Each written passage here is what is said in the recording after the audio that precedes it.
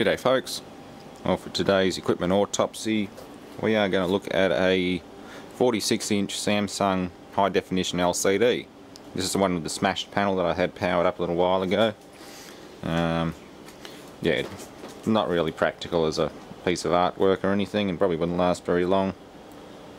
But I'm going to dismantle it. I won't destroy the backlight assembly and I'll keep the inverter board with it because I want to try and make a big panel lamp with it. But for now I'm going to pull everything else off it and have a look. Oh, except for these. They're the main CFL drivers and power supply. There's a main power inverter for it which feeds each backlight assembly, but that can come off and go into storage for spares, so can that. That's the panel's own little board. You just input your signal to it from whatever drive board you're using. Yeah. Little front panel control.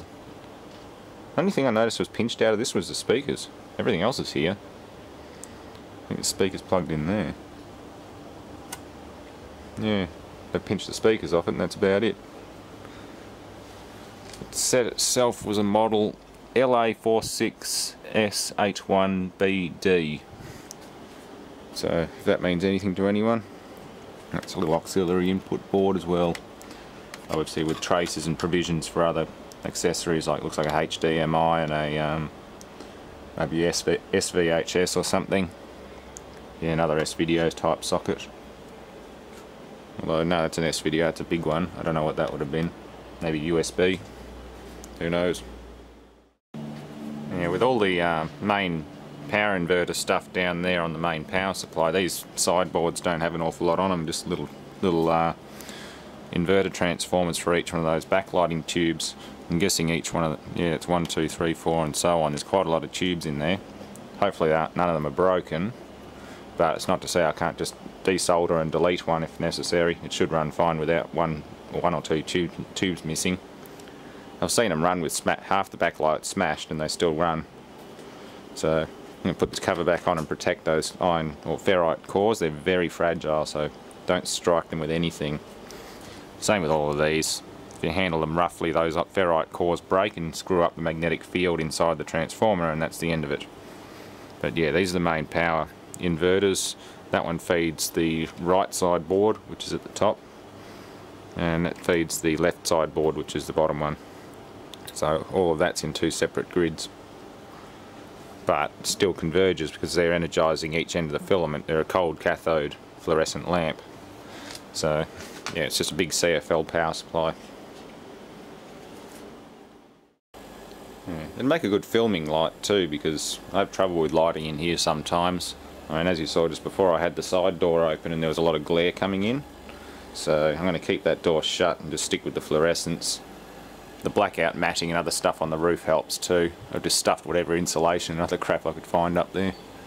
Some of it needs repair, like that MDF's starting to sag a bit much. So I'll just strap stuff all the way across it, put more battens up. But yeah, getting lighting right's pretty tricky, and hopefully I'll be able to suspend this somewhere in the centre there and see how that goes. I'll redo that light socket up there. That was here when I moved in, and that was the original power coming out to the shed. Everything ran off that, but I've since changed all of that because that poor little power lead won't handle the amount of amps that I pull. No way. So let's get back into this thing, put this cover back on and remove and analyse the digital board. Okay, well this is the main digital board, the underside of it anyway, and as you can see under those depressions in the metal can there are some ball grid array processor ICs, and for those who don't know, they have an array of tiny little round ball like pins which just gets soldered onto the board permanently. You can't get under there and resolder them once they're if they dry joint or separate, particularly with the lead free solder. You can hot air reflow them if you're careful, but it takes a bit of skill and I'm not set up to do anything like that. On the top got a digital tuning can, PC input, HDMI, standard AVs, there's an optical input socket there. So 1000 microfarad 10 volt caps, 220 35 volt caps. A few inductors there, those black things with the cylindrical bit in the centre. They're actually an induction coil or inductor coil. Only 2 leads on them, one on that side, one on the other. If it only has 2 leads, but it's an iron or ferrite core with a wire winding, it's an inductor. But if it has more leads on it, chances are it's a transformer. Although I have seen, I think some of the primary power supply inductors have windings for active and neutral, or vice versa. That winding there is isolated from that one, but they're still, I think they're technically an inductor. I don't know, someone might correct me on that one. The USB port there's for service only. Hurry up and die, you're distracting me. Big blowfly in the bug zapper.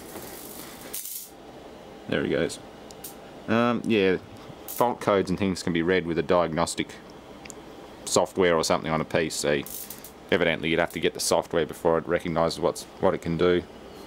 So I'll wrap this in an anti-static bag and put it in the storage box. Shouldn't need it to power up this inverter, because all the pinouts of these ribbon cables are marked on the board itself. That fine print there in the grid is for this main ribbon here, and the fine print in that grid there, which says inverter on off, dim, no connection, ground, and detect 5 volts, is also for the main board. So most likely I'll need that one. Inverter on off, I'm guessing, is just 5 volts to that one, and it should trigger it. Oh, there's main power on off, which is pin 1, so there'll be 5 volts standby coming out somewhere. No, standby, yeah, 5.2 volts, pin number 3. So, really easy to figure out when it's all marked out, otherwise you're either looking for a schematic or you're flying blind. That's why I didn't turn my last big LCD into a backlight thing, because I just couldn't get the inverter to power up. Either that or the inverter was screwed. Okay, that's the main panel board. I don't really want to pry this cover off because it'd probably end up breaking some of the solder joints on that IC under there, but that is what your main digital board feeds into, and it controls the rows of transistors on the panel. I'm assuming this is TFT, thin film transistor. There is also twisted pneumatic. I believe it'd still work the same way. It'd use a transistor type semiconductor embedded on the glass to switch on and off that little pixel array, or allow so much light through. It's all to do with aligning the liquid crystals to either block out light or allow light through. They're quite interesting with the way they do it, but there's little boards that run all the way down the length of the panel to control that. And we'll be able to find out soon what they look like, because I can take all these clips and things off and should be able to separate the LCD itself from the backlight assembly. I just got to peel the whole assembly apart. So yeah, I'll leave the inverter on there. I'm going to put its metal can back on, tuck all that in, and yeah, I'll get it out of its frame next. I don't want to leave it in a big plastic frame, it's just too bulky. If I'm desperate, I might use the front fascia to hang it from chains, but there's enough screw posts and other things in the back metal backing, or better yet, these two, the wall mount bracket posts. That's probably what I'll end up using, so the front fascia and the back panel can go in the bin, if I find a bin big enough.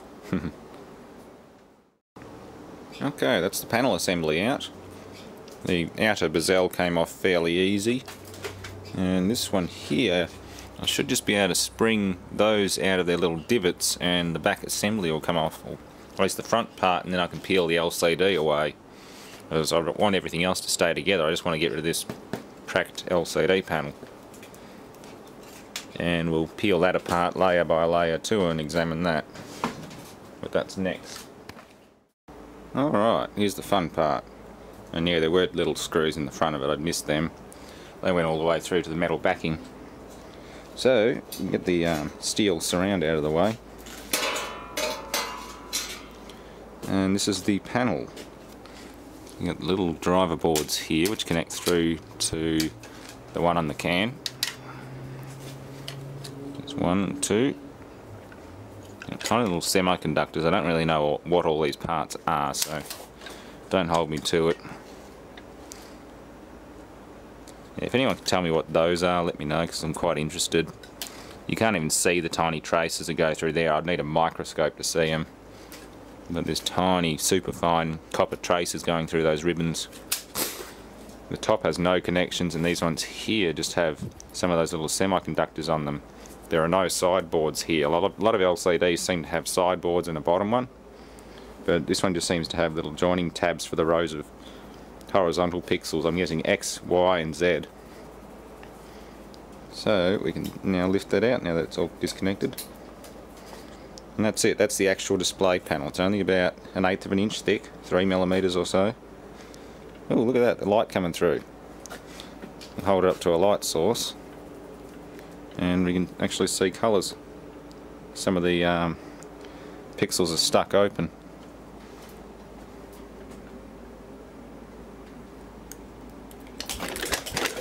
Yeah. The more you move it, the more the crystals realign and start letting light through. That's pretty cool.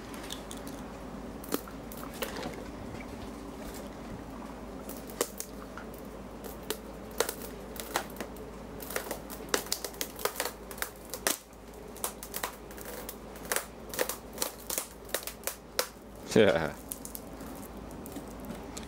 You can see globs of liquid crystal forming in there. I don't know if that stuff's toxic, but I ain't gonna find out. I don't think it's toxic. But yeah, that's the actual display. The rest of it's backlight and electronic controls. Compare that with a plasma panel, which is solid glass, or 2 layers of thicker glass, and much heavier. This thing only weighs about a couple of kilos, maybe 6 or 8 pounds. And this is the diffuser and backlight assembly. This is what I want. Looks like it's actually sealed together. I'll probably keep this all together as one set piece. Apparently you have to turn some of the layers around, but I don't think so. I would like to actually open it up and show you the tubes though, so I'll try and unclip all these little snap hooks here. It's going to be definitely a two-hand job, so I'll see if I can get that apart. If I can't, I'll describe it as best I can, but there isn't an awful lot in there. There's just layers of diffuser, a fairly rigid layer of clear polycarbonate, and then rows of CFL tubes. Okay, got the main front bezel off, and here are the diffuser layers. Probably going to make a mess, but I don't need these ones. The outermost one seems to be metallized, highly reflective. I was getting a hell of a glare sitting down the back of the computer because it's reflecting light coming in the door. So it's quite heavy too.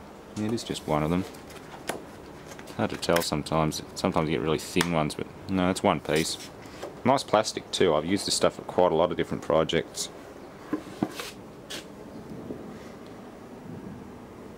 Ooh, I can feel a lot of static coming off that too. I want to zap the camera. That one there I definitely don't need. These two here look the same. They're smooth on the inside and rough on the outside. And that's rough side there, rough side there. The idea is just to diffuse the light so smoothly and so evenly you don't get any glary patches in the picture. Whereas if you didn't have all of this, you'd have glary stripes made by these CFL tubes, which are all intact. No broken ones by the looks of it. But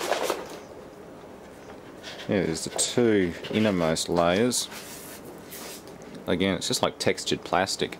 It's obviously got some kind of special ripple pattern on it, but you need a microscope to see exactly what it looks like.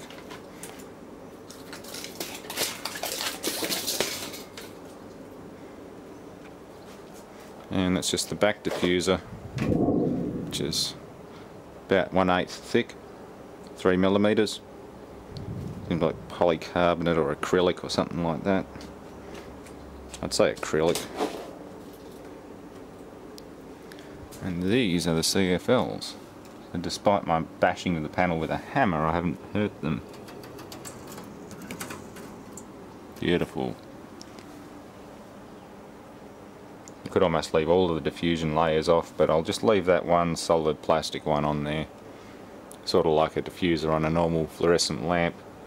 Not that I really bother putting diffusers on my fluoros, but yeah, I can always remove it later anyway. That just snaps off, and the front metal one, that's easy enough. I'm not going to put all the screws back into it. But that's it, that's the main backlight assembly. So I'm going to put this back together again. I'm going to hide it down the back of the shed for now. I don't have time to build it up today. I just want to get it out of the way so I can tidy the rest of this area up.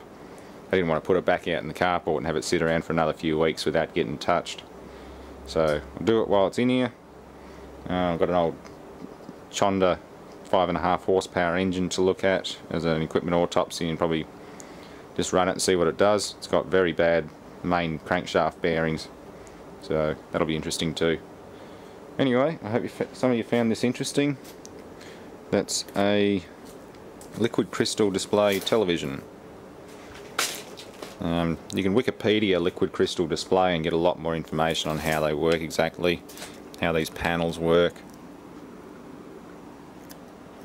It's quite cool, letting so much light through. That bit there's completely dead. But yeah, in here there's just two layers. Got 2 layers of glass, and each side must have different transistors and things on it. There's also another diffuser glued to that, which is that black dark sheeting. Well, probably a polarizer actually. And this side also has plastic on it. But you can see rows of traces and things on the back.